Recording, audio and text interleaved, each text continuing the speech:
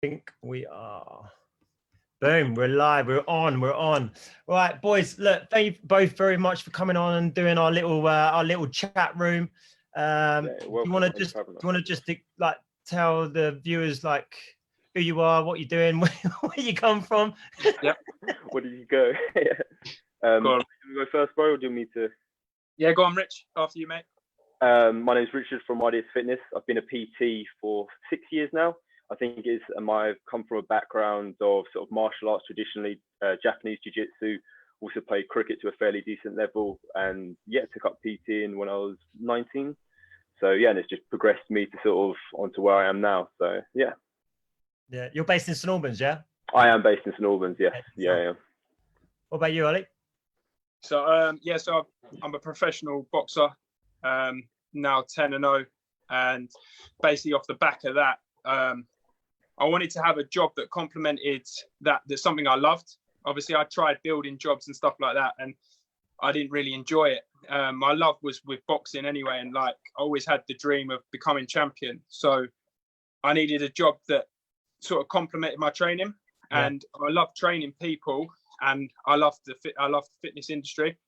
So I went and done my personal training, like level 2 and 3, passed that. PT'd in gyms for a little while, and then I managed to open up my own place in Barnet, which is more like a boxing and strength and conditioning gym. Nice. So yeah, that's where we're at the moment. Oh, sound. So I mean, the conversation we were going to talk about today was how to optimally train for a fight. I mean, I'm intrigued about it. I know you are, Jolie. Yeah, I'll sit back and listen to this one. But yeah, just like both your insights into how to prep for a fight. Obviously, if we have customers that have maybe a photo shoot or an event that they're obviously trying to build their fitness or physique to get to. I'm guessing that you're tailoring your training depending on when your fights are. Is that sort of the way it goes? Yeah, so I mean everything's planned first off. I mean, there's certain fighters you get that sort of seasoned fighters, so they'll go in and out of camp, but I've never really believed in that. I've always believed that I like to train year round, but obviously it's more like when I'm out of camps as such, it'll be like technique based. So we won't be killing the body too much. We can take that time to get stronger and quicker as well, but also like really honing the basics and just getting better as a fighter. And then obviously when we go into an 8-week camp, depends. Normally it's 8 weeks because, as I say, I'm already fit. But if you need to cut weight or you need to get fitter for the fight, it might do 12 to 10 week camp. Yeah. And then obviously, everything's tailored, and you have to sort of be disciplined with what you've got. It's all planned out before. So, do you have a coach for yourself, or is that sort of? Yeah. So my dad's my boxing coach. With my strength and conditioning, I do on my own. I've worked with Rich as well. Rich is a great coach. And I learn off quite a lot of different people. So it's quite good to say networking with people like yourselves. Yeah. In terms of nutrition, I mean, obviously that plays a massive important part. Yeah. Do you have a separate nutritionist or? So for me, I'm quite good with my nutrition because I know how to work my body, and I sort of know where and when I need to sort of tweak things. Yeah. But as I sort of I hit 10-0 now, so it's like just around the corner for titles and stuff. Yeah. And that's possibly where I'd have to sort of like invest and get a nutritionist on board, because at the moment all my fights have been on the day weigh-in. Right. But as you go to title fights, you'll weigh in the day before, so that's when you can really like sort of cut and then fuel up, and then you come in much bigger. Is that an issue for you at the moment, sort of getting to weight, or is that just quite easy? Do you kind of stand? So my weight, I probably walk around at about 84, 85 kilo. Yeah. And then when I fight, I come down to 76. Wow. So I'm 6'3" as well. So to get to 76 kilos, I'm quite big for the weight. How old are you at the moment? 30. I just turned 30. So as you get older, is it getting harder to get the weight off, or? No, not too much yet, because I say if I had time off and time in between, I think that's where it get tough.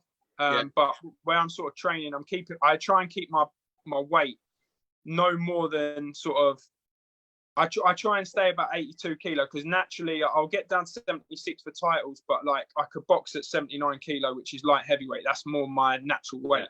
Yeah. How do you just do a weigh-in every week? Do you do a weigh-in every day? Like, how do you sort of? Yeah. In camp, I weigh in every day. It's a little bit obsessive, but like when I'm not fighting, or like haven't got a fight coming up, I'll just weigh in every like week, or sometimes every 2 weeks. All right, Sal.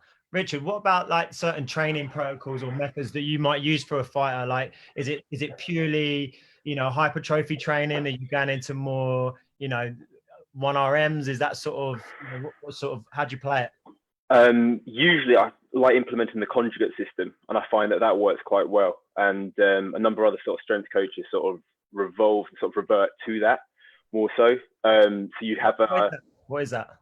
So the conjugate system's a 4-day plan traditionally, but you can sort of change it to sort of 3 days or 2 days, depending on sort of the fighter's schedule and stuff like that as well. Because as well as sort of doing conditioning work, fitness stuff, you have technical stuff as well. So it's structured in a way that you're not over fatiguing them, and so you're managing that fatigue, but also getting the essential work into the dynamic. Sorry, the conjugate system's based on 3 systems. You have the max effort day, where you max out on a lift, anywhere from sort of 1 to 5 reps. Something usually about 90% of your 1RM. Then you have a dynamic day, so you work on getting faster. Obviously, the maximum effort's working on strength. Then you have the repetition method. And the repetitions method's more of a hypertrophy sort of type of training. So you work on weaknesses and that. And more unlike a traditional strength training program or strength block, it's more based on special exercises. So rather than sort of focusing on your squat, bench, dead, you work on exercises which help complement them. So it could be like block presses, block pulls for deads, squat safety box squats, good morning. So loads of variations to help complement the main lifts. But in doing so, you're avoiding the law of adaptation and that as well. So you're constantly stressing your nervous system to a high level, but because you're rotating the muscles which are being loaded and sort of how they're being loaded, it allows you to stay fresher for a longer period of time. And with the dynamic stuff as well, which is once a week, once upper, once lower, you can kind of wave it. It's done in a pendulum way. So you work at 50%, 55 and 65. And then you use accommodating resistance of bands and chains to really help dial in that speed and make sure that speed is maintained through the whole lift. Because, sort of as you're coming down at the lift, as you come down, you want to propel yourself back up as quick as you can. The idea is you're getting your nervous system to fire sort of as and when you need it. And it has a quite nice crossover to fighters as well, because you don't know who you're going to come up against, the time of the fight and that as well. So you need to be, especially if that's more MMA, but ready for any sort of anything that can get thrown at you as well. So would you change your, so say you did deadlifts for 1 week, you would do squats for another week. Would it cycle like that? Yeah. So usually you work on sort of weaknesses. So if you're sort of weak off the floor for the traditional deadlift, you could do deficit deadlifts, or you could do some good mornings, or work on max out on the reverse hyper, and that if you've got one as well. So yeah, the idea is you sort of cycle it. So if you're fairly newer to this, is more of an advanced training system. But if you're newer to training, sort of, I would say just to get the basic lifts down, and then look at adding these sort of special exercises in and stuff. But even just changing the dynamic. Sorry, go on. For someone like Ollie or yourself, like a fighter, would you choose a 1 week on one particular movement? Do you see what I mean? Yeah, no, sorry, absolutely. So I'll do a heavy deadlift one day, could be, for example, and then I'll do a heavy good morning for the max lower the next week as well. Because even though they're obviously not the same exercises, the muscles are being worked to complement each other as well. Would you work in any sort of like Olympic lifting, anything, where it's focused on just pure power? Yeah, absolutely, you can do. Obviously, it depends on the technicality of the lifter as well, and the mobility, because a lot of fighters tend to be more anteriorly dominant, like most people. So having that sort of flexibility to sort of lock their gap in and stuff like that, it's obviously, you look at the risk to reward ratio as well. Some athletes have naturally really, really got it, but so it's just using your time as much as you can. So if I can go from doing some explosive speed work deads or teaching them an Olympic lift, I'd probably more go for the explosive sort of deads, or that. Cleans work nicely as well, because you can use dumbbells and stuff if they're as a way of means to build them into it. It doesn't have to be like a technical Olympic lift. It's just getting that power. Single arm, unilateral stuff. Yeah. You can do it with snatches with dumbbells and stuff like that as well. But I also try and couple that in with conditioning work as well. So So it's not as explosive as with heavy, but you're still building that power base as well. But it's also that time management as well. Because obviously, fighters only got a certain amount of time in the day, and if Ollie's got a job like he does as well, he can't have the luxury of sort of trying to do all his work sort of spread out. So he's got that ample time to recover. So it's kind of doing the essential work and sort of fitting it in around. If you're a pro athlete, it's very different though. Yeah. Ollie, this is just as you. I mean, it's quite a lot of weight to lose from 82 down to 76. Yeah. And as you lose weight, your strength deteriorates, So for me, 76 kilo, that's literally my limit. I prefer to fight at 79, and that will be my. I've fought since I've been pro. I've fought at 3 different weight categories. I've fought at super middleweight, which is 76 category. Yeah. I've fought at light heavy, which is 79, and I fought at cruiserweight as well, which them guys are massive. But like the guy that I actually fought, he 2 fights before me, he fought Dylan White, so that shows how big he was. It was just sort of a little playing around with it, because I'm 6'3", I can sort of fluctuate my weight a little bit. Yeah. But it's a yeah, big 79 is where I feel perfect, because I'm fast and strong. But at the other end of it, the cruiserweights, they're strong, but they're not as quick or technical. Some of them, some of them are. But then you've got the super middleweight, where it's really dragging your body down. You probably ideally want a day before weigh-in for that one. Yeah, definitely. It's quite interesting though. A lot of fighters that will use their weight, like they'll try and. We did a seminar with Phil DeRue, who's the leading strength conditioning coach in the MMA, and he trains loads of top level athletes. He was saying some of the techniques you can use, you can get a fighter to lose up to 14 pounds in a couple of hours. So you think if they're fighting at a certain weight, and then when they're rehydrated and their carb stores are filled up, they can almost be a stone, sometimes a stone and a half heavier. Yeah, it's crazy. Coming into a fight, which is worrying in a way, because if you've got someone who's matched that weight, and then you've got someone who's almost a stone heavier, they're going to be punching a lot heavier. And that as well, you've got more weight to throw behind the punch as well. Like, I think it was when Mayweather fought Canelo.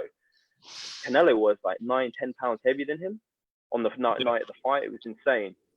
I think the thing as well, Rich, with Phil DeRue, he was saying, obviously with the UFC, they sort of, because they've come from like a wrestling background, it was sort of, they could cut down as far as they could, and then they'd refuel and they'd come in big.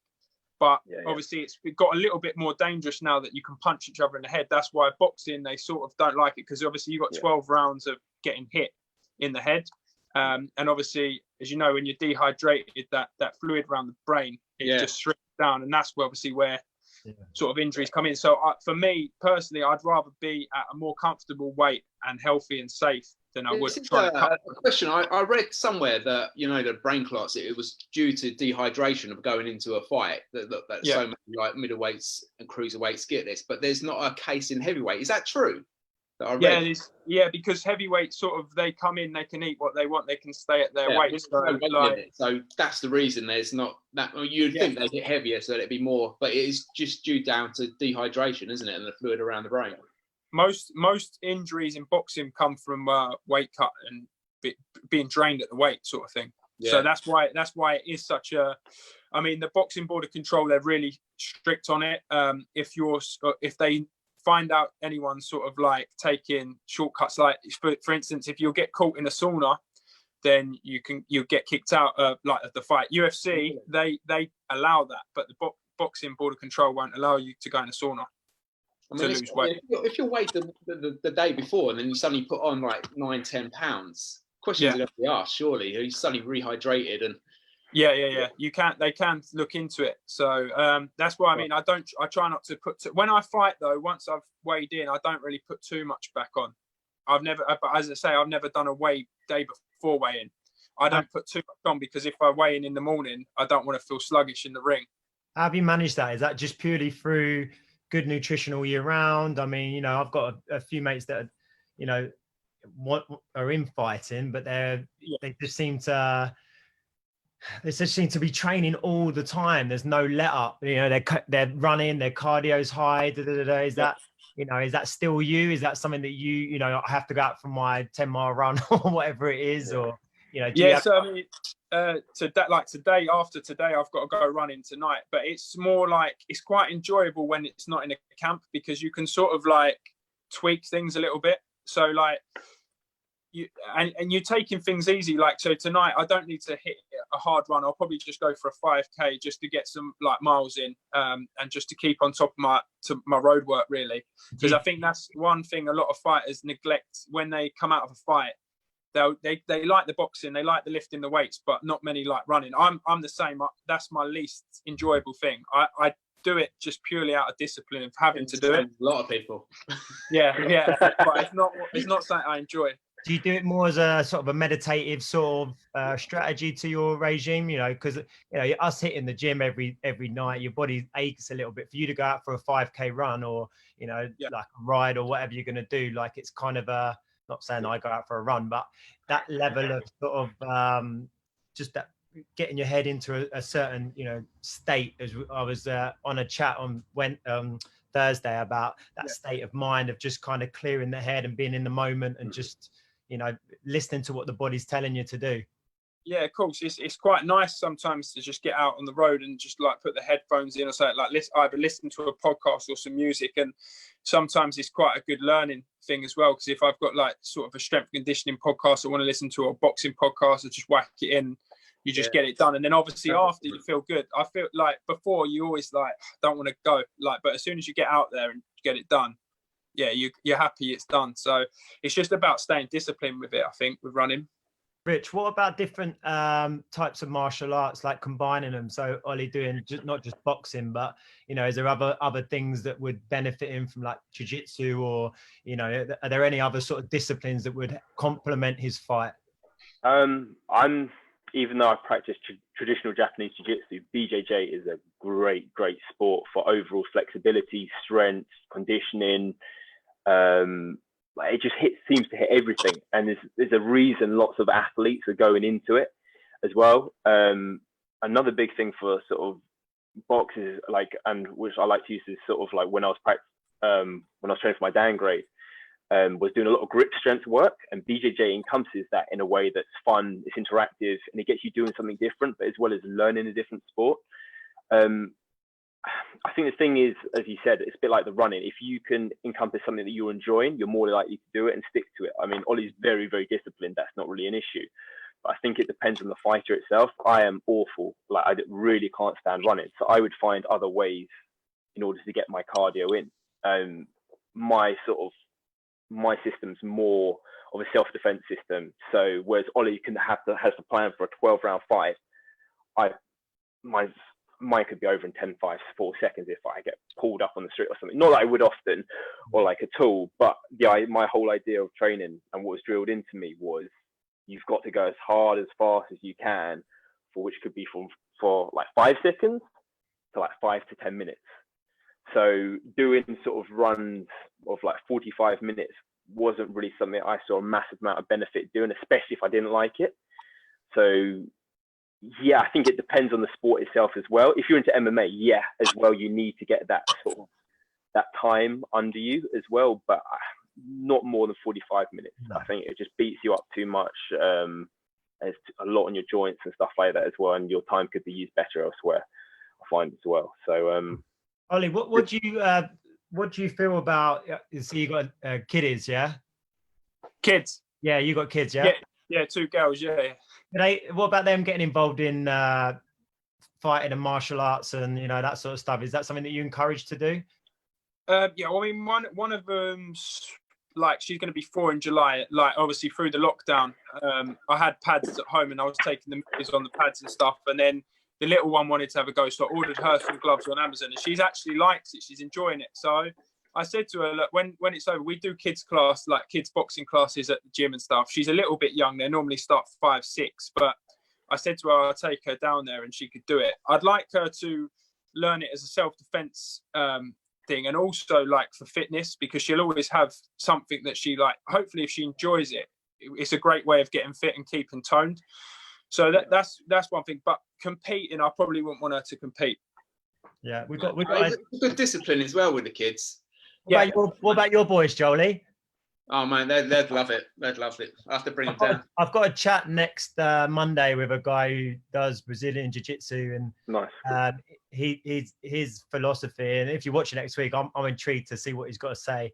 But he treats his girls that it's same as their English and maths and science. It's compulsory as part of their you know, how to defend themselves. And, you know, I quite like that. I've got a little boy now, and it's sort of like, I'd love him to be involved with some sort of martial arts. And I love that sort of concept of grappling and, you know, that grip strength. And how important is grip strength in strength training? It's probably a majority of most people's weaknesses on chins and deads. And, you know, so, I'm quite intrigued with that. I know you are, Jolie, aren't you? Oh, mate, I need to get my boys involved in something. They like wrestling anyway. What about Ollie? Do you teach kids? Yeah, so we've got kids classes at the gym. Like we obviously had them Tuesday evenings and Saturday mornings before the lockdown. They were going really well. We had like a big mix in age groups. We had like 5. We've done from about 5 to 9 year olds, and then 10 to 15s. Like we do them, split them up. But it's really good. Like 2, 3 coaches there, mixing them up, different stations. We'd go through we'd start them off with the basics. Like we'd do a little warm up, basics, throw a little game in there as well, but like not sort of too young, because the 15-year-olds like switch off from that. But the otherwise, if we don't do that and we stuck to the basics too long, the youngsters just like they'll start climbing up the ropes and stuff. Start scanning, I reckon. Yeah, but that's it. Like a little bit of hard work, and it's nice to see their progression as well, because you see each week they're getting better. And we do a little certificate of like little hitter of the week and stuff like that, which encourages them to listen and get better. Sound. Boys, got any you know, let's just sort of like wrap this up as such, but any books that you're both reading at the moment, anyone that you're following that you know in the fitness world in relation to training, nutrition, etc., anyone that you kind of pick out? Rich, what about you? I've just finished reading Chris Duffin's book, The Eagle and the Dragon. That was a really good read. About he's a sort of strength conditioning coach with a background in powerlifting. That was really interesting. And even if you haven't got a massive interest in weightlifting, it's a really good, interesting read. And I'm just about to read The Oxygen Advantage as well. I can't remember who wrote that, but I'll send you the link to it. Apparently, it's really, really good. It's about using sort of breath holds to your advantage. And we did a little bit with that with Phil Drew during our seminar, and sort of talking about sort of just lung saturation and stuff like that as well, and sort of taking advantage of them, and how sort of doing a couple of breathing techniques can help improve your VO2 max for sort of 45 minutes. So leading into a fight before training, that can give you the edge over your opponent in that. So I'm looking forward to reading that. What about you?